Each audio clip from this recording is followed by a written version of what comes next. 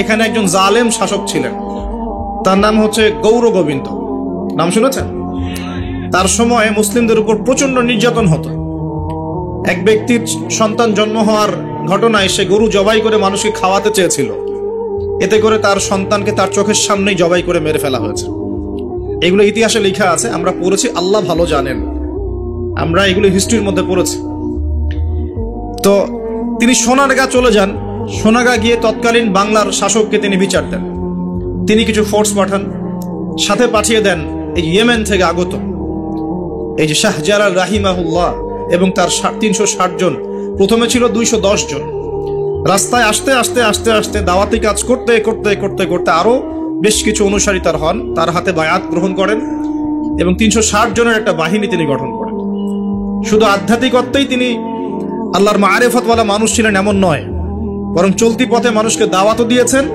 এক পর্যায়ে রাজা গৌর গোবিন্দের বিরুদ্ধে সশস্ত্র যুদ্ধও করেছেন। আপনারা কি মনে করেন এই অঞ্চলে ইসলাম কিভাবে এসেছে? খালি দাওয়াতের মাধ্যমে?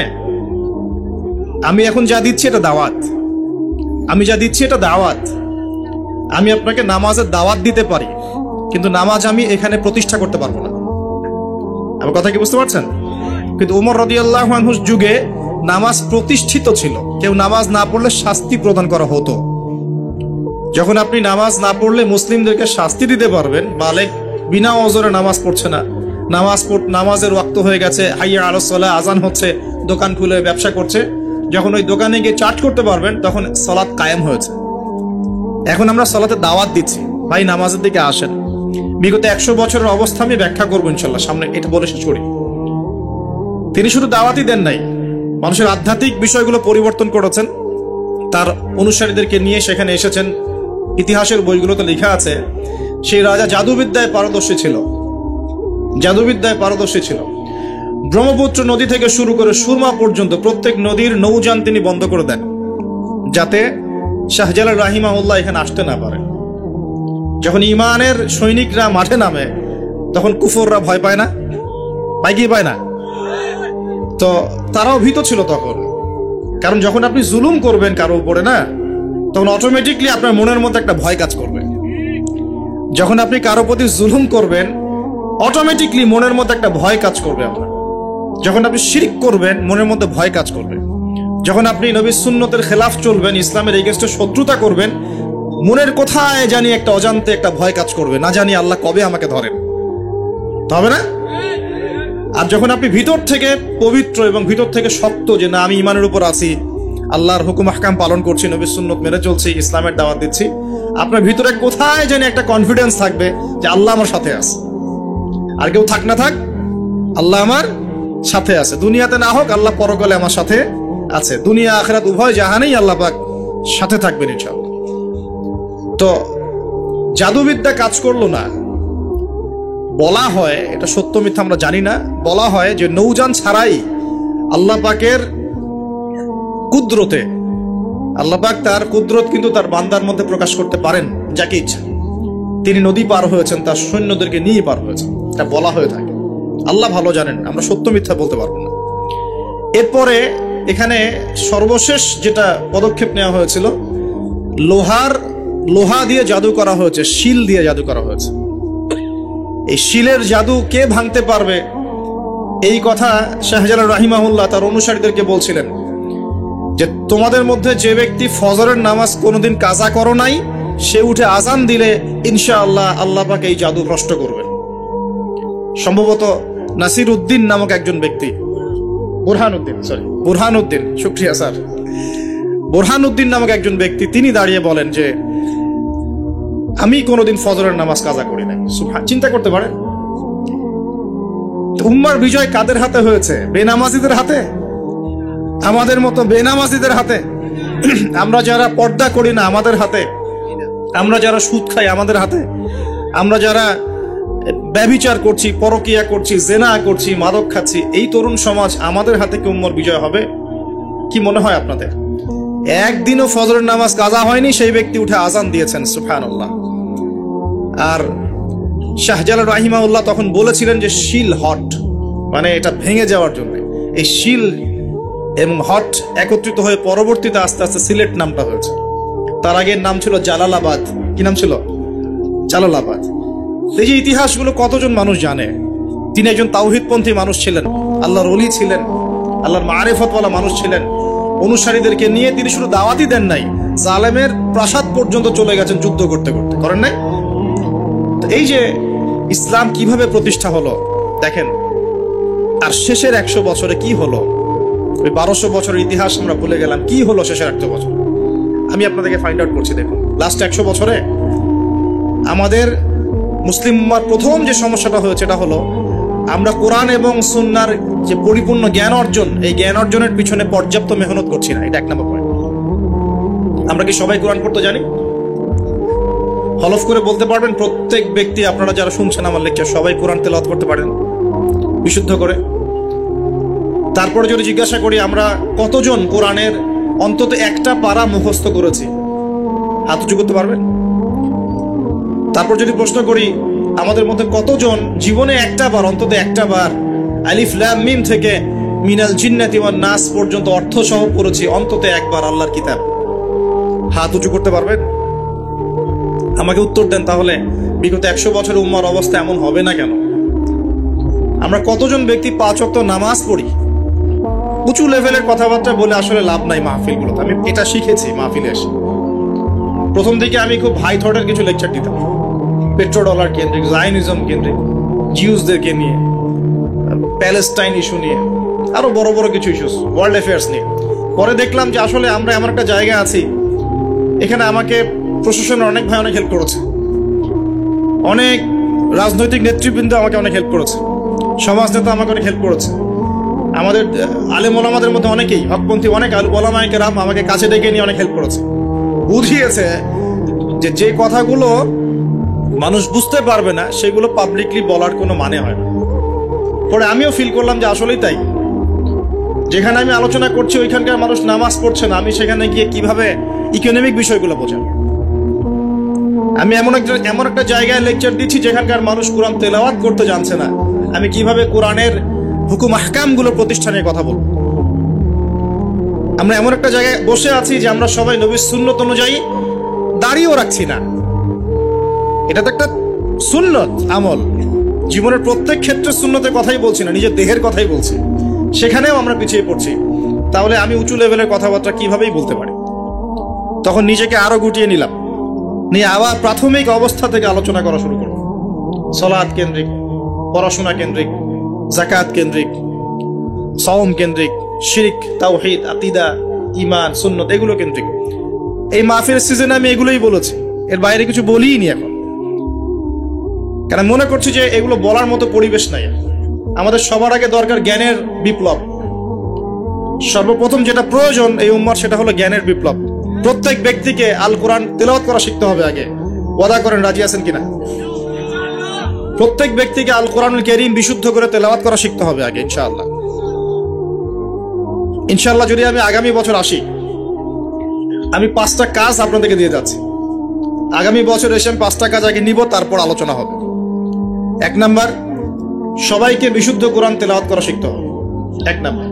2 নাম্বার, অন্তত একবার আলিফ লাম মিম থেকে মিনাল জিন্নাতি ওয়ান নাস পর্যন্ত এই 30 পারা কোরআন অর্থ সহ অন্তত একটা বার পড়ে দেখতে হবে 1 বছরে। পারবেন?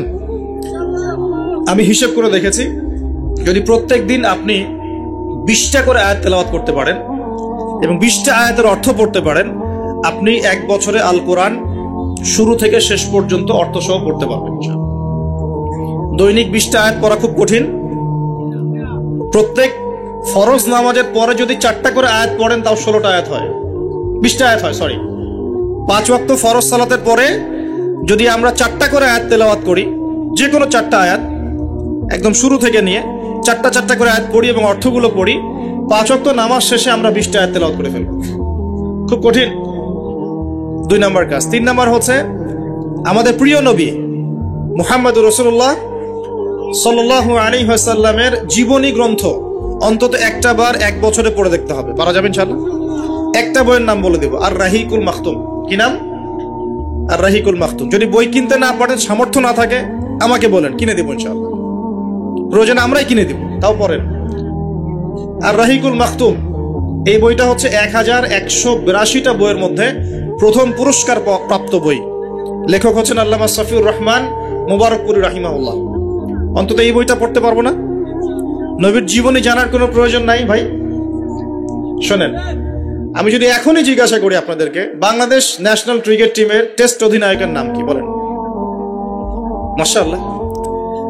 বলেন টি-20 ক্যাপ্টেনের নাম কি? তাই টি-20 ক্যাপ্টেন কে?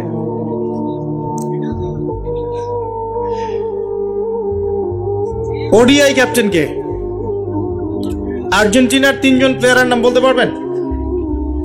ব্রাজিলের 5 জন প্লেয়ারের নাম বলতে পারবেন? বাংলাদেশের ফিল্ম ইন্ডাস্ট্রির 10 জন নায়কের নাম বলতে পারবেন? বলিউডের 10 জন মহিলার নাম বলতে পারবেন? মহিলা বললাম কারণ বাইরে এদেরকে দেখলে মেয়ে মনে হয়, কিন্তু ভিতরে এটা মহিলা। আপনার কাছে মনে হয় যে মেয়ে, আসলে কিন্তু এটা মহিলা। উপরে যেটা আছে এটা মেকআপ, ঠিক আছে? একটা জোক আছে যে বিয়ের সময় মেয়ে এমন মেকআপ করেছে যে বাসর রাত্রে জামাই আর মেয়েকে চিনতে পারছে না, কারণ সে মুখ ধুয়ে আসছে। সে মনে করছে যে কাকে বিয়ে করলাম। তো এখানে সব প্রসঙ্গ এসেই গেছে, একটা কথা বলেই দেই, যারা বিবাহ করেন নাই এখনো, দিনদার মেয়ে ছাড়া বিয়ে করতে যায় না। যে মেয়ের মধ্যে দিনদারিতা আছে, নামাজ কালাম ঠিক মতো পড়ে, পর্দা ঠিক মতো করে, ইসলামের প্রতি মহব্বত আছে, ঠিক আছে, এই ধরনের মেয়েকে বিয়ে করেন, ইনশাল্লাহ সুখী হবেন। যদি অন্য কিছু সার্চ করেন, হ্যাঁ দিনদারিতা থাকার পরে যদি আপনার মধ্যে সৌন্দর্য থাকে, বংশ ভালো হয়, অর্থ সম্পদ থাকে, আলহামদুলিল্লাহ কোনো সমস্যা নেই, কিন্তু দিনদারিতা টপ প্রায়োরিটি পাবে। তো যে প্রসঙ্গে কথাটা বললাম, আমাদের তরুণ প্রজন্মকে যদি আপনি এই প্রশ্নগুলো করেন, তারা কিন্তু উত্তর দিতে পারে। কিন্তু এখন যদি আমি জিজ্ঞাসা করি যে জান্নাতের সুসংবাদ পেয়েছেন এই দুনিয়ার 10 জন সাহাবী, জীবদ্দশাতেই বেঁচে থাকতেই জান্নাতের সার্টিফিকেট পেয়ে গেছেন, এমন 10 জন সাহাবীর নাম বলুন। পারবেন কি কেউ? কজন পারবেন? আমি যদি বলি 4 খলিফার জন্ম মৃত্যু বলেন, পারবেন কি? আপনি হানাফি মাযহাব অনুসরণ করেন না? ইমাম আবু হানিফা রাহিমাহুল্লাহর আসল নাম কি বলেন দেখি? কতজন পারলেন দেখলেন? তার জন্ম কত হিজরি, মৃত্যু কত হিজরি বলতে পারবেন? 80 হিজরি জন্ম, মৃত্যু 150, একজন বলতে পেরেছে। দেখেন, বেসিক ইমান ভঙ্গের কারণ কয়টা জানেন? ইমান ভঙ্গের 10টা কারণ আছে, কে বলতে পারবে? আচ্ছা, ইমান কঠিন হলো, ওযু ভঙ্গের কারণ কয়টা, কে বলতে পারবে? ফরজ গোসলের নিয়ম কানুন। তো বেসিক কিছু প্রশ্নের উত্তর কিন্তু আমরা বলতে পারি না। আল কোরআনে আল্লাহ পাক কতজন নবী রাসূলের কথা বলেছেন? কতজন? 25 জন। কোরআনে কতগুলো সূরা আছে? আল কোরআনে আয়াত সংখ্যা কত? একদম ভুল, 6236। তো শুনুন, এই যে বেসিক প্রশ্ন, কমন জিনিসগুলো যারা আমরা জানি না, অথচ আমরা মাশাআল্লাহ বলিউড, হলিউড, খেলাধুলার জগৎ সব একাকার করে ফেলেছি। বলেন এই তরুণ প্রজন্মকে দিয়ে কি ইসলামের বিজয় হবে কিনা? কি মনে হয় আপনাদের? বিগত 100 বছরে আমরা কি করেছি এই জায়গাটা একটু দেখেন। প্রথমত, আমরা দিনের বেসিক যে পড়াশোনার জ্ঞান অর্জন, এই জ্ঞান অর্জন থেকে আমরা মোটামুটি পিছিয়ে যাচ্ছি। আমরা মনে করছি যে এগুলো আলেম ওলামাদেরই কাজ, দায়ীদের, বক্তাদের, তাদেরই কাজ দিনকে নিয়ে ফিকির করা, আমাদের কোনো দায়িত্ব নাই। এটা কি ঠিক হবে? এই দিন কি আমাদের সবার না? বাংলাদেশ একটা রাষ্ট্র, বাংলাদেশ রাষ্ট্রটা কি শুধু পলিটিশিয়ানদের দ্বারাই টিকে থাকে? এখানে সাধারণ জনগণ আছে, পুলিশ প্রশাসন আছে, যুবক যুবতী আছে, শিশুরা আছে, বিভিন্ন অর্থনৈতিক সেক্টরে মানুষ আছে, ফাইন্যান্সের ক্ষেত্রে মানুষ আছে, মিলস, ইন্ডাস্ট্রিজ, ফ্যাক্টরিজ আছে, অনেক কিছু আছে। সবকিছু মিলেই কি একটা জাতি না? এখন যদি মনে একটা অংশের মানুষ দায়িত্ব ছেড়ে দেয়, শুধু প্রশাসন বলে যে আমরা দায়িত্ব পালন করবো না, আপনারা বোঝেন, তাহলে এই পুরো দেশের সিস্টেমটা কলাপস করবে না? শুধু ব্যাংকিং সিস্টেমের মানুষরা যদি বলে আমরা আর ব্যাংক ট্যাঙ্ক চালাবো না, আপনারা চালান, যা করেন করেন, এই দেশের ইকোনমিক সেকশনটা কলাপস করবে না? যদি ব্যবসায়ীরা বলে আমরা কোনো ব্যবসা করবো না, শুধু এই যে এক্সপোর্ট ইম্পোর্ট অথবা এই যে ট্রানজাকশন, মানে বাস ট্রাক যেটা আমরা বলি, শ্রমিক, মোটর শ্রমিক, তারাই যদি বলে আমরা আর গাড়ি ঘোড়া চালাবো না, জনগণ ভোগান্তিতে পড়বে না? একটা রাষ্ট্র বলেন, সমাজ বলেন, উম্মাহ বলেন, টিকে থাকে সবার প্রচেষ্টার উপরে। সবাই যখন যার যার জায়গা থেকে তার দায়িত্ব পালন করে, তখন সে রাষ্ট্রের বিজয় কেউ ঠেকাতে পারে? কেউ পারবে না ইনশাআল্লাহ। একই জিনিস উম্মার ক্ষেত্রেও।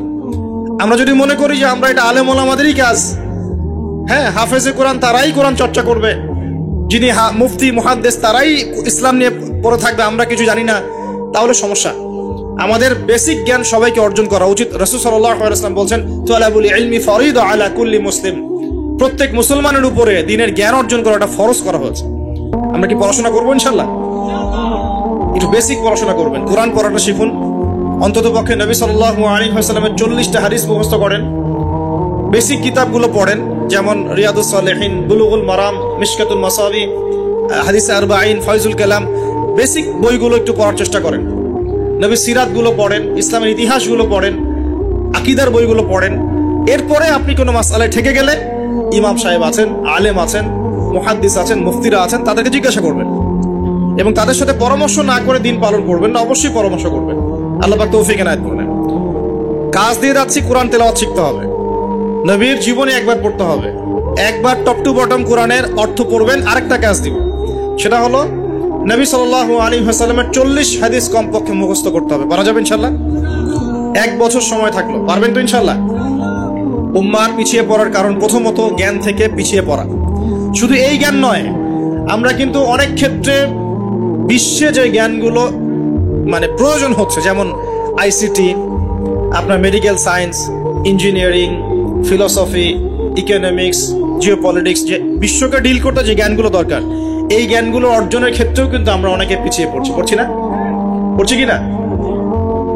একজন ইমাম সাহেব কেন জানবেন না যে ওয়ার্ল্ডে কি হচ্ছে? কেন জানবেন না? জানা উচিত কিনা? একজন মুফতি সাহেব কেন বুঝবেন না যে বিশ্বের অর্থনীতি কিভাবে চলছে? কেন বুঝবেন না? বুঝতে হবে কিনা?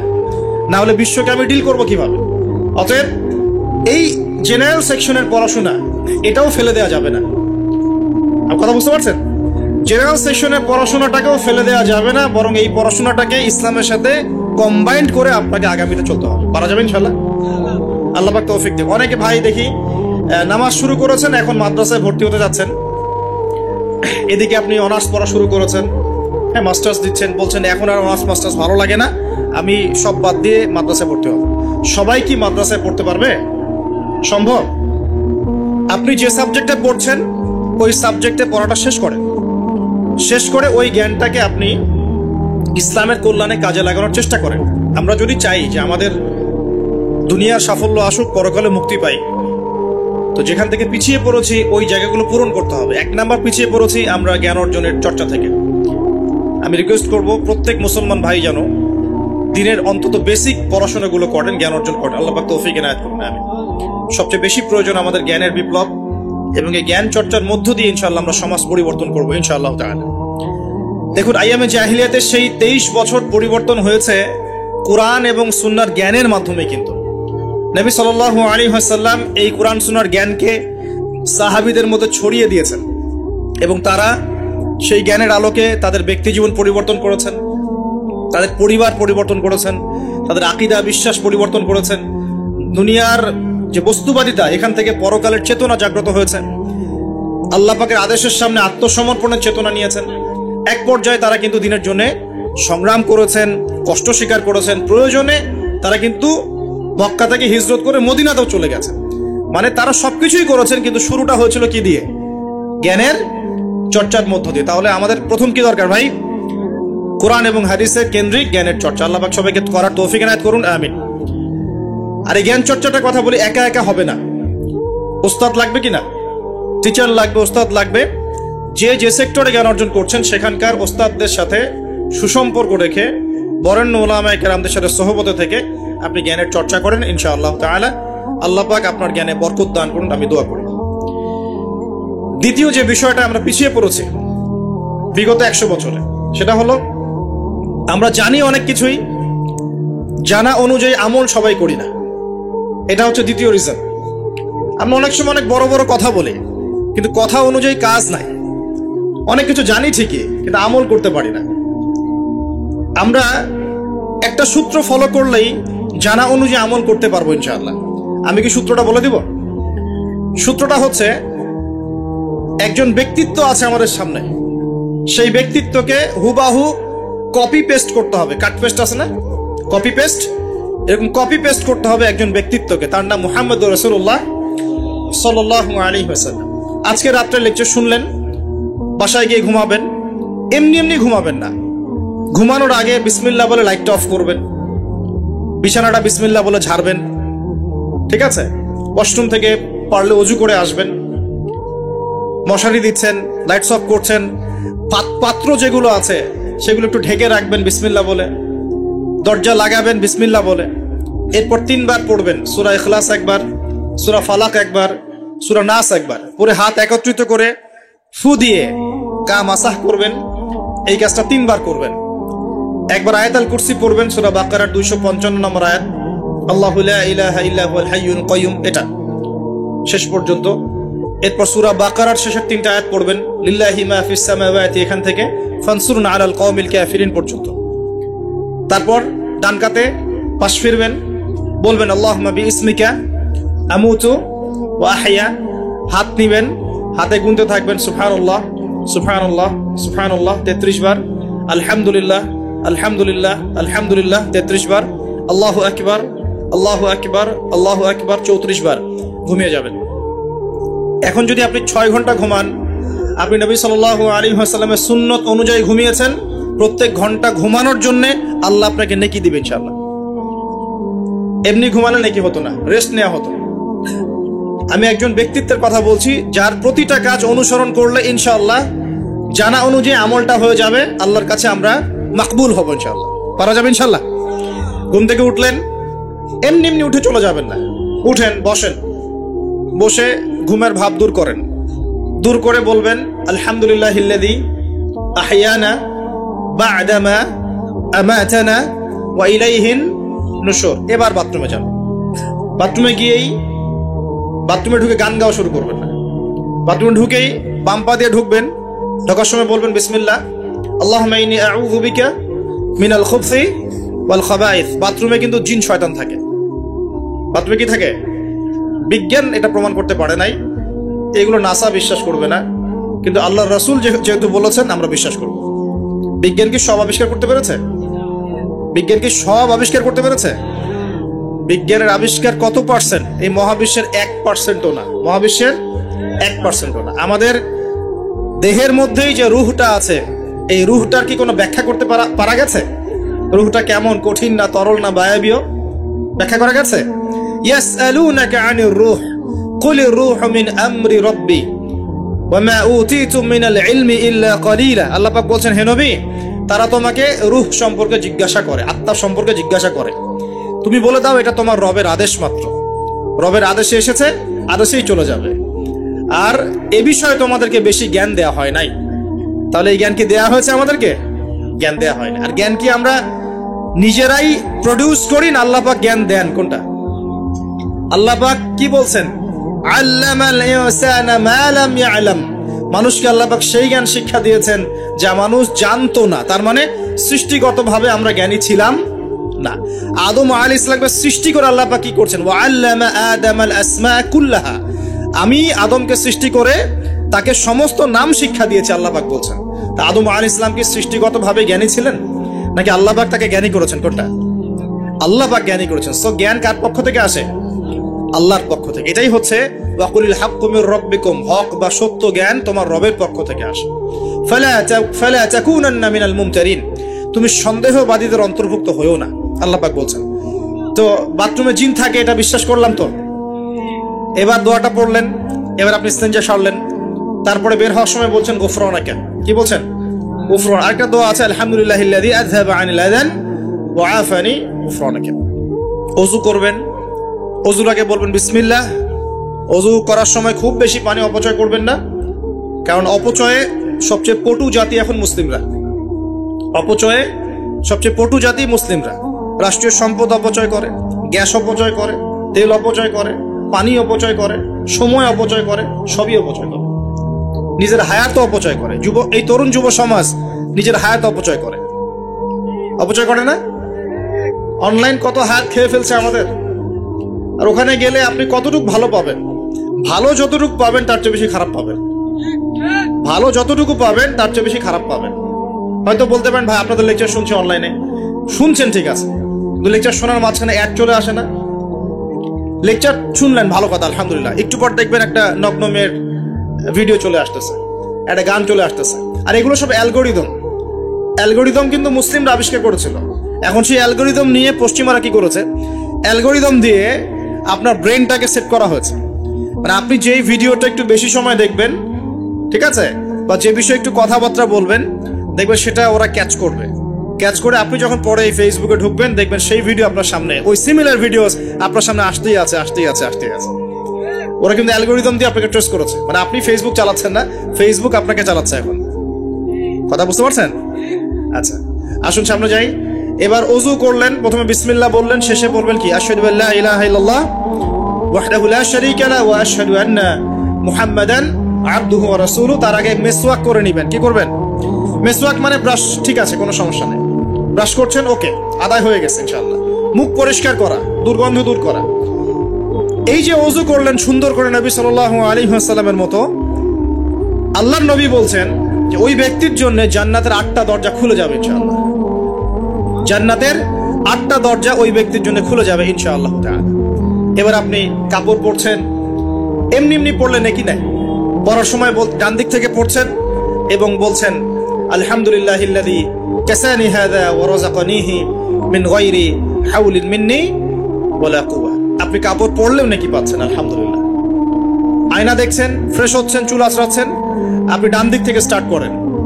এবং এখানে বলে রাখি যে বর্তমান যে চুলের কাটিং গুলো চলছে, এইসব কাটিং চলবে না। এই ডানে বামে কোনো চুল নাই, আর মাঝখানে চুল দিয়ে কি বলবো এটা, হ্যাঁ, কুজা বলে আরবি দিয়ে মনে হয় সম্ভব। এইসব কাট চলবে না। যদি একদম ছোট করতে চান তাহলে সামন পেছন সমান হবে, আর্মি ছাট, একদম সামন পেছন সমান। আর না হলে বাবরি, কাঁধ, কান, কানের লতি এই পর্যন্ত আপনি রাখতে পারেন। যার নাই তার তো প্রশ্নই নাই, যার নাই তার তো আর বলে লাভ নেই। যার আছে, নবীজি বলেছেন সাল্লাল্লাহু আলাইহি ওয়াসাল্লাম, যার চুল আছে সে যেন চুলের যত্ন নেয়। কে বলেছেন?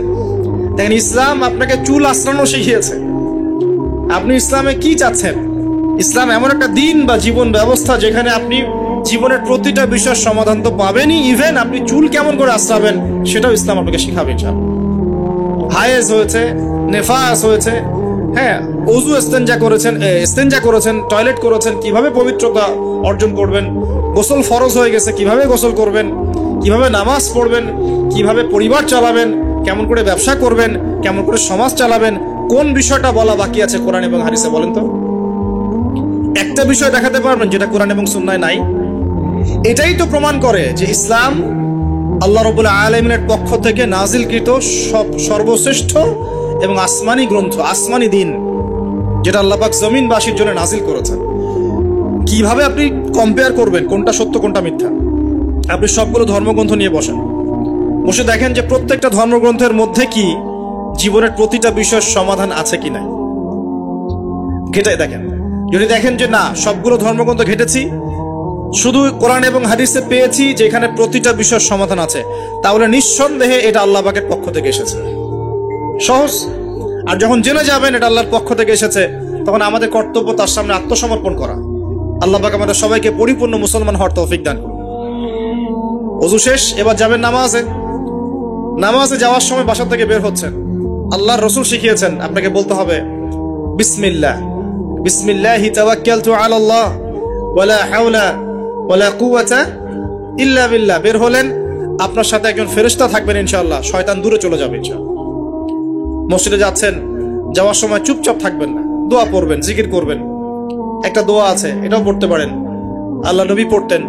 তিনি বলতেন আল্লাহুম্মা ইজআল ফি কলবি নূরা, হে আল্লাহ আমার কলবে নূর দাও, ওয়া ফি লিসানি নূরা, আমার লিসান বা জিহ্বায় জবানে তুমি নূর দাও, ওয়া ফি সামঈ নূরা, আমার শ্রবণ ইন্দ্রিয়তে নূর দাও, আলো দাও, ঠিক আছে, ওয়া ফি বাসরি নূরা, আমার দৃষ্টি শক্তির মধ্যে নূর বা আলো দাও, ওয়া আন ইয়ামিনি নূরান, আমার ডান দিকে আলো দাও, ওয়া আন শিমালি নূরান, আমার বাম দিকে আলো দাও, হ্যাঁ, ওয়া মিন খালফি নূরান ওয়া মিন তাহতি নূরা, আমার উপরে নিচে তুমি নূর দাও। আল্লাহুম্মা ইজআল ফি নাফসি নূরা, আল্লাহ আমার নফসের মধ্যেই তুমি নূর বা আলো দাও। এরকম দোয়া আছে, আরো অনেক শব্দে আসছে। এটা ছোটটা বললাম, এটা বড় ভার্সনও আছে। এই দোয়াটা অনেক বড়, তো এই দোয়াটাও পড়তে পারেন। নূর বা আলো কার পক্ষ থেকে আসে?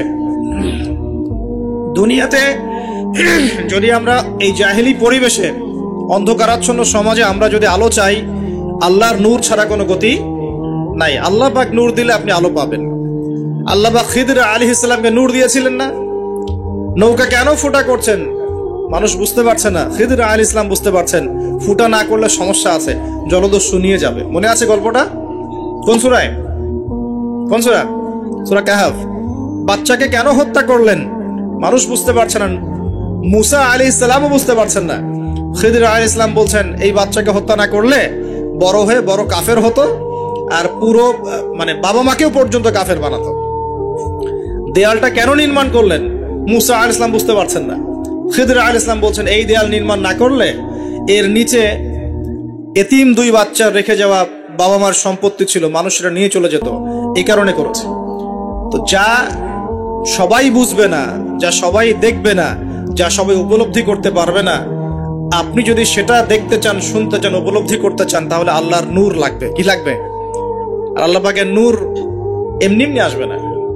আগে ফরজিয়াতের উপর আমল করতে হবে, নফল আমল বাড়াতে হবে, সুন্নতের উপর পাবন থাকতে হবে, মনের মধ্যে রোগ দূর করতে হবে। মনে অহংকার রাখলে নূর আসবে না, মনে হিংসা বিদ্বেষ রাখলে নূর আসবে না, সারাদিন গীবত তহমত সমালোচনা গালিগালাজ করলে নূর আসবে না, হারাম খেলে নূর আসবে না।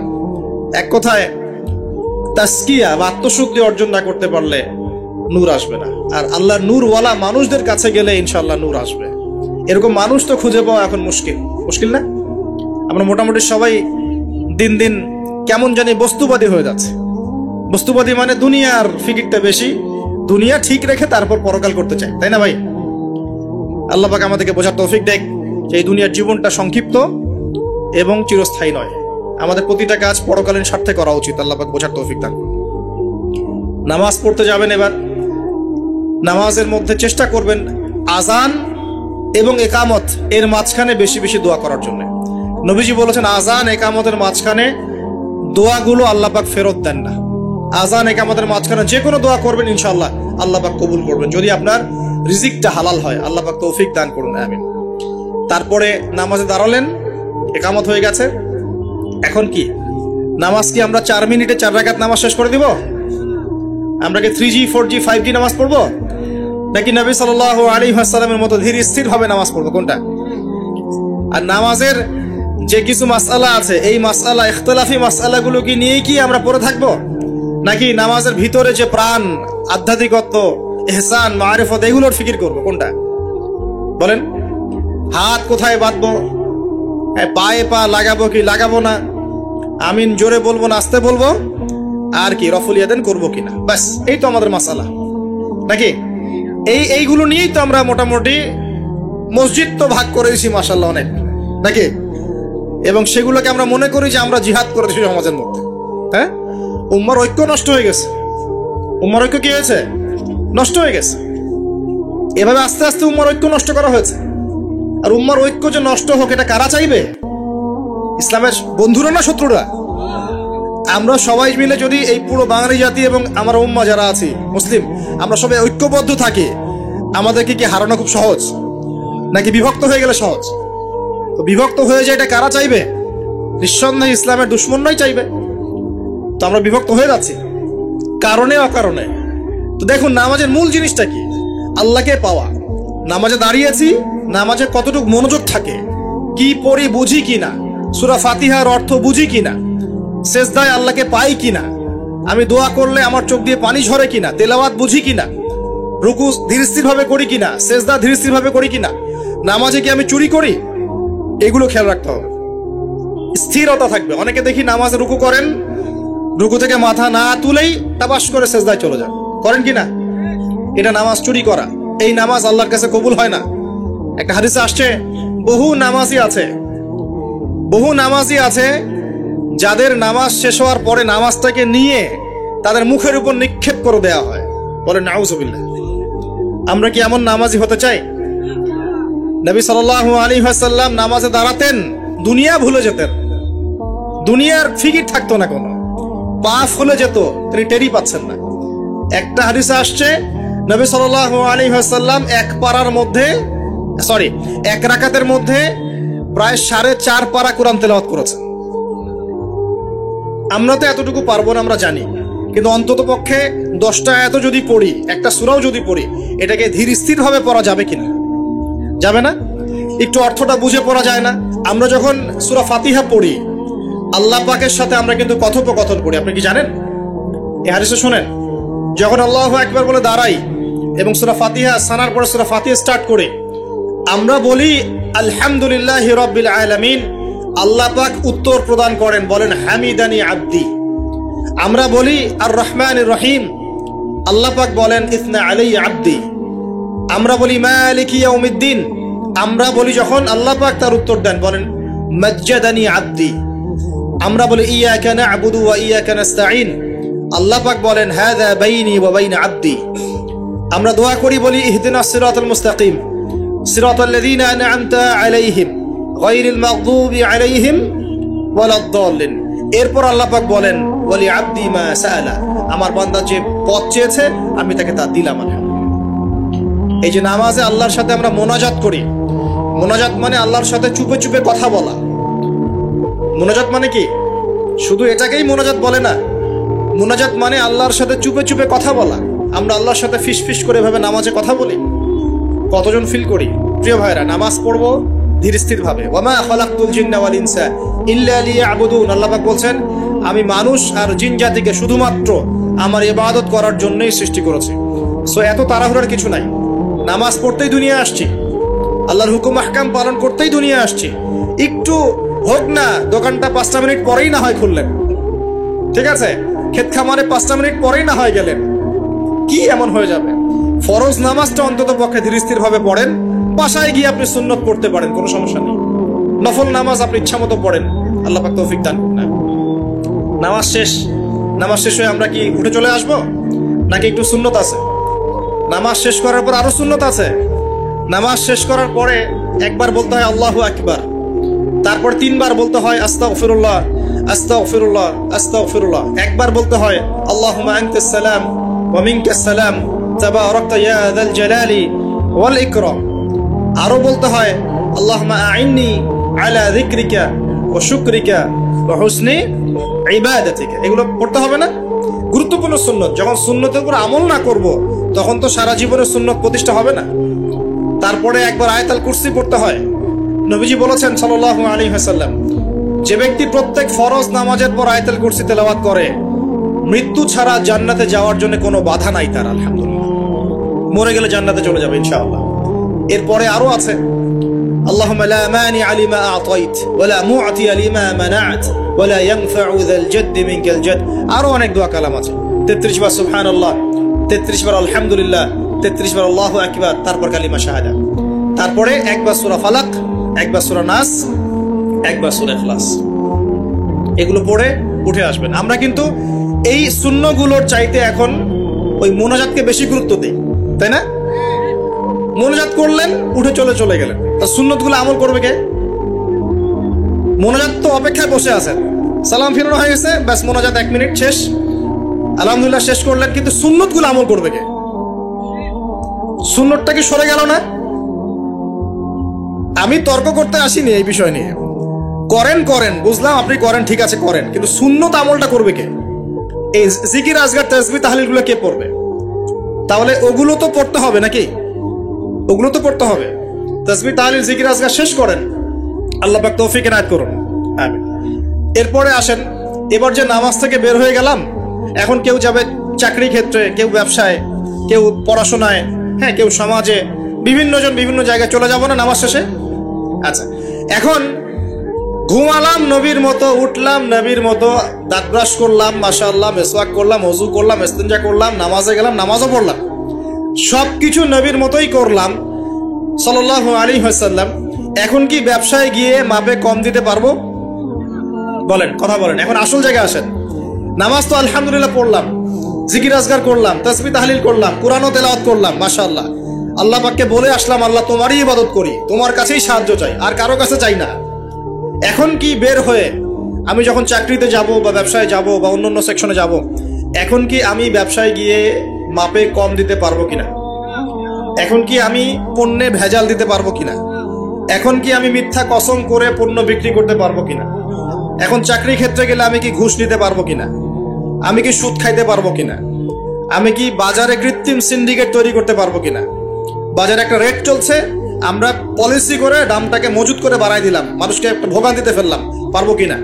এখানে গিয়ে আমানতের খেয়ানত করতে পারবো কিনা? দায়িত্ব অবহেলা করতে পারবো কিনা? এখানে গিয়ে আমি দুনিয়ার সামান্য স্বার্থে পরকাল বিসর্জন দিতে পারবো কিনা? পারবো? যদি পারি তাহলে আমরা শুধু নামাজে মুসলিম হয়েছি, জীবনের সব ক্ষেত্রে এখনো মুসলিম হতে পারি নাই। আর যদি আমরা জীবনের সব ক্ষেত্রে মুসলমান হতে পারি তাহলে ইসলামের বিজয় আসবে ইনশাআল্লাহ। আমার কথা কি বোঝা যাচ্ছে না কঠিন হচ্ছে? এখন পরিবারে আসলাম, তো পরিবারটা ইসলামী আদর্শে করবো না? আমার বাচ্চা কাচ্চা ইসলাম শিখবে না? আমাদের বাসার মেয়েরা মায়েরা পর্দা করবে না? আমার বাসায় তালিম থাকবে না? নাকি অপসংস্কৃতি থাকবে? নামাজ পড়ে এসেই রিমোটটা নিয়ে বসে যাব এই বেহায়া সিরিয়াল দেখার জন্যে? নাকি মোবাইল ফোনে ঢুকে যাব পর্নোগ্রাফি দেখার জন্যে? নামাজ পড়ে বের হয়ে কি সিগারেট ধরাবো? বন্ধুদের পাল্লায় বসে মাদকের আসরে বসবো? নাকি মেয়ের পিছনে ঘুরবো? নামাজ তো পড়লাম, এখন কি হবে? প্রিয় ভাইয়েরা, যদি আমরা প্রকৃত অর্থেই মন থেকে নামাজ আদায় করতে পারি, নামাজ যদি কবুল হয়, আল্লাহ রসুল বলছেন নামাজ মানুষকে পাপাচার থেকে দূরে রাখে। আল্লাহ পাকও বলছেন ইন্না সালাত তানহা আনিল ফাহশাই ওয়াল মুনকার, নিশ্চয়ই নামাজ মানুষকে সমস্ত পাপাচার থেকে দূরে রাখবে ইনশাআল্লাহ। তার মানে যদি বিশুদ্ধ করে নামাজ পড়তে পারি, আমার পক্ষে সহজ হবে পরিবারটা ইসলামিক ভাবে গড়া, আমার পক্ষে সহজ হবে ব্যবসা বাণিজ্য ইসলাম মেনে চলা, চাকরিতে ইসলাম মেনে চলা। সমাজের দায়িত্ব যদি পাই, এখানে গিয়ে আমি ন্যায় বিচার করবো না অন্যায় করব, জুলুম করবো না ইনসাফ প্রতিষ্ঠা করব, খেয়ানত করবো না আমানতদারিতা বজায় রাখবো। আল্লাহ পাক তৌফিক এনায়েত করুন যেন জীবনের প্রতিটা ক্ষেত্রে আমরা ইসলাম ফলো করতে পারি। আমরা পিছিয়ে পড়েছি সুন্নতের অবহেলার কারণে, জ্ঞানের চর্চা ছেড়ে দেওয়ার কারণে, জানা অনুযায়ী আমল না করার কারণে, এবং ইসলাম জীবনের সমস্ত ক্ষেত্রে বাস্তবায়ন না করার কারণে। আমি কি বোঝাতে পারছি ভাই? আরো পিছিয়ে পড়েছি হারাম রিজিক খাওয়ার পিছনে। হারাম রিজিক খেয়েছি, দোয়া কবুল হচ্ছে না, পিছিয়ে পড়ছি আমরা। আমরা পিছিয়ে পড়েছি আমাদের মা বোনদের পর্দার গাফেলতির কারণে। আপনি যদি কোনো সমাজকে ধ্বংস করতে চান, তাহলে ওই সমাজের মধ্যে বেহায়া মেয়েদেরকে, নগ্ন মেয়েদেরকে ছড়িয়ে দেন। যদি আপনি কোনো সমাজকে ধ্বংস করতে চান, যুব সমাজের মধ্যে মাদক ছড়িয়ে দেন। আপনি যদি কোনো সমাজকে ধ্বংস করতে চান, তাহলে সমাজের নেতৃত্ব প্রদানকারী মানুষদেরকে করাপ্টেড বানিয়ে দেন, সমাজ ধ্বংস হয়ে যাবে। আমরা কিন্তু দিন দিন এই কাজগুলো করেছি। আমাদের যুব সমাজের মধ্যে মাদক ছড়িয়ে গেছে না? মেয়েদের মধ্যে বেপরদামি ছড়িয়ে গেছে না? এই তো কয়দিন আগে দেখলেন না ফ্রি মিক্সিং নিয়ে যে এতদিন ধরে কথা বলে আসছি, দেখলেন না টিচার কি করলো মেয়েদের সাথে? আপনি মেয়েকে পড়াচ্ছেন একজন পুরুষ টিচারকে দিয়ে। 10টা মেয়ে পড়ছে একটা ব্যাচে প্রাইভেট করে, একটা পুরুষ টিচার পড়াচ্ছে। 2 দিন পর ঘটনা ঘটে যাচ্ছে, হচ্ছে না? আমরা এই ফ্রি মিক্সিং মানে নারী পুরুষের অবাধ মেলামেশার ফলে সমাজটা ধ্বংস করে ফেলছি। মেয়েদের একটা ফাংশন আছে, মেয়েদের ফাংশন মেয়েদের ক্ষেত্রে, ছেলেদের ফাংশন ছেলেদের ক্ষেত্রে। একে যখন আপনি মিশ্রিত করে দিবেন, এরকম দুর্ঘটনা ঘটবে, প্রতিনিয়তই ঘটবে, কেউ ঠেকাতে পারবে না। নসিহত করে কি হবে? কারণ নসিহত করে তো সব হচ্ছে না। যাদের হাতে এই ক্ষমতাগুলো আছে, তারা যদি সমাজের মধ্যে ফ্রি মিক্সিংটাকে রোধ করতে পারেন, সমাজের মধ্যে ইনশাল্লাহ দেখবেন একটা সাম্য আসবে, ব্যালেন্স আসবে, এবং ছেলে মেয়েদের মধ্যে এই অবাধ মেলামেশা কমে যাবে ইনশাল্লাহ। অবাধ মেলামেশার ফলে জেনা বেড়েছে, ধর্ষণ বেড়েছে, পরকীয়া বেড়েছে, আর অনেক কিছু হয়েছে। একটা বাচ্চা মেয়ে পর্যন্ত এখন সেফ হচ্ছে না, বাচ্চা মেয়েকে পর্যন্ত মানুষ ধর্ষণ করে দিচ্ছে না? আমরা আমাদের ছেলে মেয়েদের জন্য কোন পরিবেশ সমাজ রেখে যাচ্ছি ভাবতে হবে তো। আল্লাহ পাক আমাদেরকে বোঝার তৌফিক দান করুন। আমাদের মা বোনদেরকে পর্দায় রাখতে হবে। প্রিয় ভাইয়েরা, এটার থেকে গাফেলতির কারণে আমরা পিছিয়ে পড়েছি। আরো পড়েছি ওই যে বললাম দায়িত্বহীনতা, মানে আমরা মনে করি দিনের দায়িত্ব শুধু আলেম ওলামাদের। এই দায়িত্বহীনতার কারণে আমরা সবাই দিনের ক্ষেত্রে আস্তে আস্তে আস্তে অনেকটা পিছিয়ে আসছি। আরো আছে কারণ হচ্ছে ইসলামের ভিতরে, ইসলামের লেবাসে পোশাকে অনেক মুনাফিক ঘোরাফেরা করছে, এরাও ইসলামকে পিছিয়ে দিচ্ছে। ইসলামের প্রকাশ্য শত্রু যারা সারা বিশ্ব থেকে মুসলিমদের নাম নিশান মিটিয়ে ফেলতে চায়, এরা বিভিন্ন এজেন্ডা মুসলিম সমাজে বাস্তবায়ন করছে। এই সমাজের এই এজেন্ডাগুলোর কারণেও মুসলমানরা আজকে পিছিয়ে পড়ছে। আরো কারণ আছে, অর্থনৈতিকভাবে ইসলামিক ভিত্তি আমাদের স্ট্রং হচ্ছে না, আমাদের সুদের সাথে আপোষ করতে হচ্ছে, এই কারণে আমরা পিছিয়ে পড়ছি। আরো ব্যাপার আছে, একটা জাতি উন্নত হয় কিভাবে? ওই যে কিম জং উনকে দেখেন, চিনেন? কিম জং উনকে চিনেন? কোথাকার প্রেসিডেন্ট? তার দেশের মানুষ খাবার খেতে পারে না, আর সে মিসাইল বানায় বসে বসে। আর আমেরিকা পশ্চিমা থেকে ভয় দেখায় না? দেখেছেন? ওর ওই উত্তর কোরিয়া হামলা চালাতে হলে 100 বার চিন্তা করতে হবে পশ্চিমাদেরকে। হ্যাঁ, কারণ সে 8-10টা মুসলিম কান্ট্রির মতো না যাদের কাছে এরকম কোনো অস্ত্র নাই। কথা বুঝতে পারছেন? ওকে অত সহজে কিন্তু কেউ আক্রমণ করবে না। তারপরেও আবার চায়নার সাথে ওর বন্ধুত্ব আছে, রাশিয়ার সাথে ওর বন্ধুত্ব আছে, ঠিক আছে? এর একটা অ্যালায়েন্স, এটাকে জিও পলিটিক্যাল ভাষায় ওদের অ্যালায়েন্স বলে। তো ওরা শক্তিশালী হলো কিভাবে?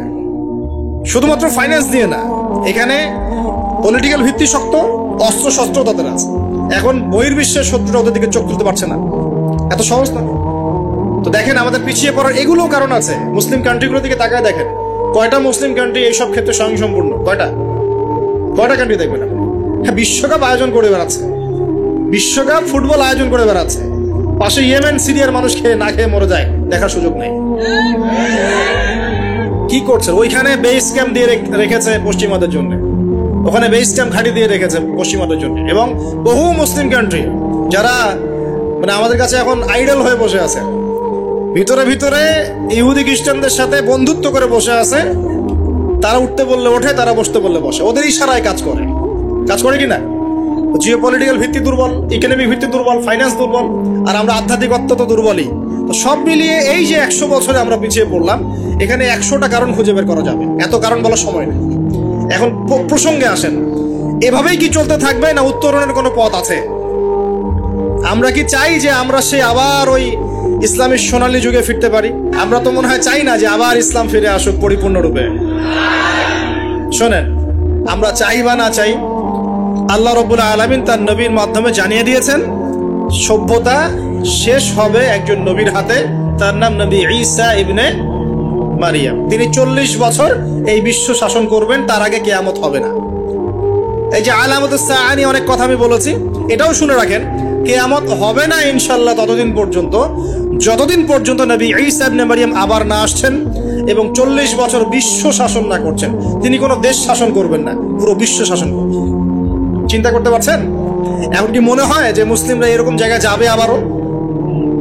আসলে কিন্তু বাইরের চোখ দিয়ে মনে হয় না, কিন্তু সত্যি কথা কি, ইতিহাস এভাবেই টার্ন করবে। কিভাবে করবে, কার মাধ্যমে করবে আল্লাহ পাক জানেন, আমরা জানি না। আমরা যদি না পারি, আল্লাহ আমাদেরকে সরিয়ে দিবেন, সরিয়ে দিয়ে নতুন প্রজন্ম নিয়ে আসবেন। ওরা যদি না পারে, আল্লাহ ওদেরকেও সরিয়ে দিবেন, নতুন জেনারেশন নিয়ে আসবেন। তারাও যদি না পারে, আল্লাহ পাক কি বলছেন শোনেন। আল্লাহ পাক বলছেন সূরা মুহাম্মাদের মধ্যে, ওয়া ইন তাতাওয়াল্লাউ ইয়াস্তাবদিল কওমান গায়রাকুম সুম্মা লা ইয়াকুনু আমসালাকুম। তোমরা মুসলমানরা যদি না পারো, আমি ইহুদি, খ্রিস্টান, হিন্দু, বৌদ্ধ তাদেরকে, কুফফারদেরকে হেদায়েত দিয়ে ইসলামে নিয়ে আসবো, তারা আমার হয়ে লড়বে ইনশাআল্লাহ।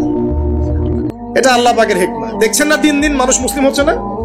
দিন দিন বহু মানুষ মুসলমান হচ্ছে, কিন্তু দেখছেন এটা কিন্তু রেভলিউশন হচ্ছে, ইসলামের দিকে মানুষ আসছে। যত আক্রমণ হচ্ছে ইসলামের দিকে, তত বেশি মানুষ ইসলাম কবুল করছে, আলহামদুলিল্লাহ। আর আমরা পিছিয়ে পড়ছি। এই যে আমরা যে গরু খাওয়া মুসলিম হয়েছি, আমরা যে জুমার দিন নামাজ পড়া মুসলিম হয়েছি, আমরা মুসলিম পরিবারে জন্মগ্রহণ করে আব্দুর রহমান, আব্দুর রহিম নাম নিয়ে বসে আছি, কিন্তু আসলে রহমানের বান্দার বৈশিষ্ট্য কি আমি জানি না। আল্লাহ পাক আমাদেরকে হেফাজত করুন, আমিন। হতাশ হব না আমরা ইনশাআল্লাহ। একবার, খালি একবার যদি তওবা করে ফিরে আসি, আল্লাহ পাক দুনিয়াও দিবে ইনশাআল্লাহ, আখিরাতও দিবে ইনশাআল্লাহ। খালি একবার বলতে হবে, আস্তাগফিরুল্লাহাল্লাযী লা ইলাহা ইল্লা হুয়াল হাইয়ুল কাইয়্যুম ওয়া আতুবু ইলাইহি। আল্লাহ, জীবনে যা পাপ করেছি মাফ করে দাও, আগামী জীবনে হায়াত রিজিকে বরকত দাও, এবং পুরো জীবন যেন ইসলাম পালন করতে পারি, প্রচার করতে পারি, প্রসার করতে পারি, মানুষের মাঝখানে দিনের ভালো কথা বলতে পারি, আল্লাহ পাক দিনের বিজয় যেন অংশ নিতে পারি, সে তৌফিক আল্লাহ পাক দান করুন। আল্লাহ পাক কবুল করার মালিক না? একটা কাপড় ধুতে 1 বালতি পানি লাগে, কিন্তু জীবনের সমস্ত গোনা ধুয়ে ফেলতে চোখের 1 ফোঁটা পানি যথেষ্ট ইনশাআল্লাহ। আল্লাহ পাক কবুল করে না, আমিন। কিভাবে উত্তরণ হবে? উত্তর 1 নাম্বার, ভাই 10টা পয়েন্ট বলবো, জাস্ট 10টা, জাস্ট বলে দিচ্ছি। বিস্তারিত ব্যাখ্যা আপনারা পরে নিজেরা স্টাডি করবেন। প্রথম কথা হচ্ছে, আমাদের সবাইকে তওবা করে ফিরে আসতে হবে। পারবো ইনশাআল্লাহ? আল্লাহ পাক বলেন, তুবু ইলাল্লাহি জামিআন আইয়ুহাল মুমিনুন। হে মুমিনগণ, তোমরা একসাথে ঐক্যবদ্ধভাবে আল্লাহর কাছে তওবা করো, আল্লাহ তোমাদেরকে সফল করবে ইনশাআল্লাহ তাআলা। আমরা তওবা করি, বলি আস্তাগফিরুল্লাহ আল্লাযী লা ইলাহা ইল্লা হুয়াল হাইয়ুল কাইয়ুম ওয়া আতুবু ইলাইহি। আমরা আল্লাহর কাছে তওবা করছি, আমরা সারা জীবন যে পাপ করেছি আল্লাহ পাক যেন মাফ করে দেন, এবং আমাদের নেক হায়াতে যেন আল্লাহ পাক বরকত দান করেন, এবং আমাদেরকে পুরো জীবন যেন ইসলাম পালন করার তৌফিক দান করেন।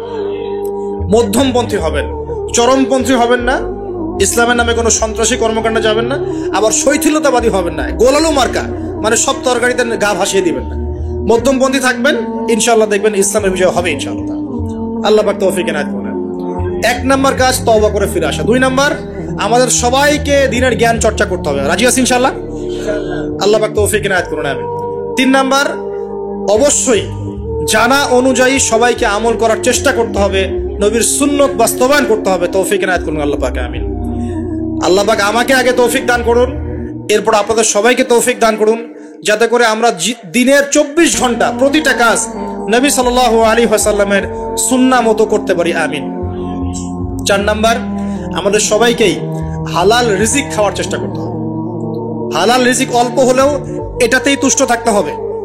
যদি আমাদের 20,000, 30,000, 50,000 টাকায় মাস চলে যায়, বাইরের দিকে তাকার দরকার নাই, এটুকু সন্তুষ্ট থাকি, দুনিয়ার জীবন ইনশাআল্লাহ কেটে যাবে ইনশাআল্লাহ। যার 1 তলা বাড়ি আছে, 2 তলার স্বপ্নে বিভোর হওয়ার প্রয়োজন নাই, 5 তলা আছে, 10 তলার স্বপ্নে বিভোর হওয়ার দরকার নাই। যা আছে সন্তুষ্ট থাকেন, হালালে সন্তুষ্ট থাকেন, ইনশাআল্লাহ এতেই আল্লাহ পাক বরকত দিবেন ইনশাআল্লাহ। আল্লাহ পাক কবুল করুন, আমিন। আল্লাহ পাক ধনী হতে নিষেধ করেন নাই, অর্থ উপার্জন করতেও নিষেধ করেন নাই, কিন্তু মালের হকটা আদায় করতে হবে। আত্মীয়দের হক, পরিবারের হক, প্রতিবেশীর হক, যাকাত, ওসর, ফিতরা, দান সদকা, এই যে দিনের জন্য ব্যয় করা রিজিক থেকে, এগুলো আদায় করলে আপনি ধনী হতে কোনো সমস্যা নেই। বরং উসমান গনি রাদিয়াল্লাহু আনহু কি করেছিলেন, তাবুক যুদ্ধের দিন 30,000 সৈন্যের মধ্যে 10,000 সৈন্যের দায়িত্ব একাই নিয়েছেন। 3 মাসের যুদ্ধ, আর 3 মাসের পথ, যাওয়া আসা 3 মাসের পথ, ওই সময় তো এত ফাস্ট ছিল না। 3 মাসের যাওয়া আসার রাস্তা, 30,000 সৈন্য, 1/3 খাওয়া পরা অস্ত্র শস্ত্র সব দায়িত্ব নিয়েছেন একজন ব্যক্তি, উসমান রাদিয়াল্লাহু আনহু। তাহলে কত বড় ধনী ছিলেন চিন্তা করে দেখি একটু। কিভাবে ধনী হয়েছেন?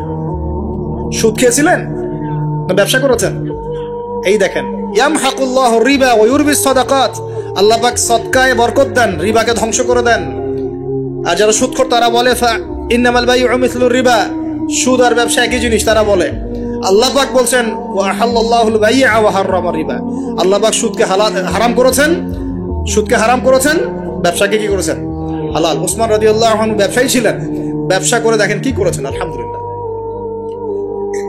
দুর্ভাগ্য, এটা দুঃখজনক যে নিজের টাকা খরচ করে রুমা কূপ করে দিয়েছেন, সেই কূপ থেকে মানুষ তাকে শেষ বয়সে পানি পান করতে দেয় নাই, জানেন? এই হলো ইসলামের ইতিহাস। প্রিয় ভাইরা, হালাল খাওয়ার চেষ্টা করে আল্লাহ পাক তৌফিক এনায়েত করুন, আমিন। 4 নম্বর, 5 নম্বর হচ্ছে আমাদের পরিবারটা গড়তে হবে আদর্শ পরিবার। আমাদের পরিবারের মধ্যে বে-ইসলামী কোনো কিছু স্থান দেওয়া যাবে না। দেশ, রাষ্ট্র, বিশ্ব কই যায় যাক, নিজের পরিবার আগে। আমার ছেলে কি করছে, মেয়ে কি করছে, স্ত্রী পর্দা করে কিনা, বাসায় তালিম আছে কিনা, বাসায় সবাই নামাজি কিনা, এই বিষয়গুলো খেয়াল রাখতে হবে। একদম গা ভাসিয়ে দিবেন না, ছেলেকে স্মার্টফোন দিয়েছেন, ব্যাস ছেলে বড় হয়ে গেছে। মেয়েকে বাইরে বের করে দিয়েছেন, কোথায় যাচ্ছে কি করছে খোঁজ নিচ্ছেন না, এগুলো খারাপ। অ্যাক্সিডেন্ট হয়ে যাবে, পরে আফসোস করে পস্তায় লাভ হবে না। আল্লাহ পাক বোঝার তৌফিক দেন। স্ত্রীকে নসিহত করবেন, বাসায় তালিম, আপনি বাসার কর্তা, বাসায় হাদিসের বই নিয়ে আপনি পড়তে বসবেন, স্ত্রীকে নিয়ে বসবেন, মেয়েকে নিয়ে বসবেন, ছেলেকে নিয়ে বসবেন, বসে আপনি হাদিসের বই পড়বেন, তারা শুনবে, আপনি কোরআন পড়বেন, তারা শুনবে। পারিবারিক তালিম চালু করতে হবে, আল্লাহ পাক তৌফিক দান করুন। তারপরে আরো যে কাজগুলো, সেটা হলো আমাদের সবাইকেই কমপক্ষে পার্ট টাইম দাওয়াতি কাজ করতে হবে। ফুল টাইম না হোক, কমপক্ষে পার্ট টাইম সবাইকে দাওয়াতি কাজ করতে হবে। রাজি আছেন ইনশাআল্লাহ? দাওয়াতি কাজ করতে গেলে 2টা সুন্নত। 1, সৎ কাজে আদর্শ করতে হবে, অসৎ কাজে নিষেধ করতে হবে। শুধু সৎ কাজে আদেশ করলাম, অসৎ কাজে নিষেধ করলাম না, এই দাওয়াতে খুব একটা ফল হবে না। এই দাওয়াতে কি হবে? দুনিয়ার জীবনে কোনো বালা মুসিবত আসবে না। শুধু সৎ কাজে আদেশ করতে থাকেন, দুনিয়ার জীবনে কোনো বালা মুসিবত, বিপদ আপদ, গীবত, তহমত, সমালোচনা কিচ্ছু শুনতে হবে না। সবাই আপনাকে মাথায় তুলে রাখবে। আর যখন আপনি সৎ কাজে আদেশ করবেন, পাশাপাশি অসৎ কাজেও নিষেধ করবেন, তখন সমস্যা হতে পারে। কিন্তু এটাই নবীদের সুন্নাত, কুনতুম খায়রা উম্মাহ উখরিজাত লিন-নাস, তোমরা শ্রেষ্ঠ উম্মত, তোমাদেরকে বের করা হয়েছে মানব জাতির কল্যাণের জন্য। সূরা আলে ইমরান 110 নম্বর আয়াত। তোমাদের কাজ 3টা, তা'মুরুনা বিল মা'রুফ, তোমরা সৎ কাজে আদেশ করবে, ওয়া তানহাউনা আনিল মুনকার, অসৎ কাজে নিষেধ করবে, ওয়া তুমিনুনা বিল্লাহ, এবং আল্লাহর প্রতি ঈমান রাখবে। আল্লাহ পাক তৌফিক দান। এরপর 8 নম্বর হচ্ছে আমাদের পরবর্তী প্রজন্ম যারা, আমাদের সন্তান যারা আছে, ওদেরকে ছোটবেলা থেকেই আগামী বিশ্বের জন্য উপযোগী করে মানুষ করতে হবে। আল্লাহ পাক তৌফিক দান করুন, আমিন। 9 নম্বর, আমাদের সবাইকে আল্লাহ পাক কিছু প্রতিভা দিয়েছেন, কাউকে লেখার ক্ষমতা, কাউকে বলার, কাউকে অর্থ সম্পদ, কাউকে ক্ষমতা। যাকে আল্লাহ পাক যা দিয়েছেন এই জিনিসটাকে আল্লাহ নেয়ামত মনে করে ইসলামের স্বার্থে ব্যয় করলে দিনের বিজয় হবে ইনশাআল্লাহ। পারা যাবেন ইনশাআল্লাহ। একজন ডক্টর তার জায়গা থেকে দিনের খেদমত করতে পারেন, একজন ইঞ্জিনিয়ার তার জায়গা থেকেই দিনের খেদমত করতে পারেন, একজন ব্যবসায়ী তার অর্থ সম্পদ কাজে লাগিয়ে আপনি দিনের উপকার করতে পারেন, একজন বক্তা তার বক্তব্যের স্কিলকে কাজে লাগিয়ে মানুষকে দিন বোঝাতে পারেন, একজন লেখক সুন্দর লেখনীর মধ্য দিয়ে দিন বোঝাতে পারেন, একজন পলিটিশিয়ান তার ক্ষমতাকে কাজে লাগিয়ে কিন্তু দিনের কল্যাণে কাজ করতে পারেন না? সবাই যদি সবার জায়গা থেকে ইসলামের কল্যাণে একটু কাজ করি, ইনশাল্লাহ দুনিয়ায় কি পাই না পাই পরকালে জান্নাত পাবো ইনশাল্লাহ। রাজি আছেন ইনশাল্লাহ? সবশেষ কথা, আমাদের ঊর্ধ্বতন কর্তৃপক্ষ যারা থাকবে কারোর সাথে কোনো রকম ক্রন্দলে যাওয়ার দরকার নেই। যখন আপনি উম্মতের মধ্যে ক্রন্দলে চলে যাবেন, একে অপর ভাইয়ে ভাইয়ে লড়াই করা শুরু করবেন, তখন উম্মার মধ্যে ফাটল সৃষ্টি হবে, বিভক্তি দেখা দিবে, ঐক্য নষ্ট হয়ে যাবে, শক্তি কমে যাবে, ইসলামের ভিতরের বাইরের শত্রুরা সুযোগ পেয়ে যাবে, তখন আমাদের ক্ষতি হবে, উপকার হবে না। এই কথাটা ভালো করে বোঝার চেষ্টা করবেন। আল্লাহ পাক আমাদেরকে বলেছেন নসিহত করতে, উত্তম নসিহত করতে, যেন তারা ভুলটা বুঝতে পারেন। আমাদের কাজ ফাযাক্কিরিন মা আনতা মুযাক্কির, তুমি উপদেশ দাও, তুমি শুধু উপদেশ দাতা। লাস্তা আলাইহিম বিমুসাইতির, তুমি কারো প্রতি দারোগা নও, জোর করে চাপিয়ে কিছু করার দরকার নাই, কিছু করতে হবে না। সত্যকে সত্যরূপে উপস্থাপন করবেন, মিথ্যাকে মিথ্যারূপে উপস্থাপন করবেন। মানবে কি মানবে না, কে গ্রহণ করবে করবে না, এটা সম্পূর্ণ তাদের ব্যক্তিগত ব্যাপার। যদি করে আল্লাহ পাক দুনিয়ায় সম্মানিত করবে, পরকালে করবে ইনশাআল্লাহ। যদি না করে তার ফয়সালা আল্লাহর হাতে, আমাদের দায়িত্ব শেষ। আল্লাহ রাব্বুল আলামিন আমাদের সবাইকে কথাগুলো বোঝার এবং আমল করার তৌফিক এনায়েত করুন, আমিন। আকুলু কওলি হাযা, যদি আমার কথার মধ্যে ভুল হয়ে থাকে আমার পক্ষ থেকে, সঠিক বিষয়গুলো আল্লাহ পাকের পক্ষ থেকে। আকুলু কওলি হাযা আস্তাগফিরুল্লাহ লি ওয়া লাকুম ওয়া লিসাইল মুসলিমিন।